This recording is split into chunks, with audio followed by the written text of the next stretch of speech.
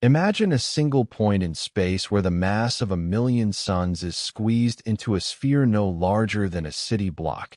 And then picture two of those monsters spiraling toward each other at half the speed of light. In the final fraction of a second before they merge, they unleash a burst of energy that outshines every star in the observable universe combined. Yet the whole event lasts less than a heartbeat. What if I told you that the ripples from that collision traveled 1.3 billion light-years to reach Earth, shaking the very fabric of space-time in our detectors? The signal that arrived on September 14, 2015, named GW150914, was the first direct proof that gravity can be heard. Now, pause and picture that moment.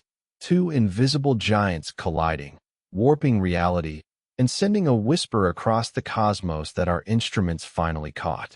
What actually happens when those black holes smash together?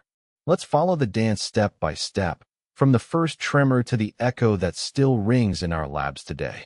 Before we can watch two black holes collide, we must first understand what a black hole even is. It isn't a hole in the usual sense.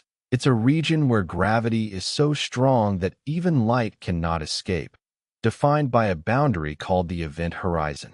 For a non-spinning black hole, the horizon's radius, its Schwarzschild radius, is simply /r_s equals \frac 2g and c squared \. Plug in the mass of our sun, 2 times 10 superscript 3 kg, and you get a radius of just 3 kilometers. Scale that up to a 10 solar mass black hole, and the horizon stretches to about 30 kilometers.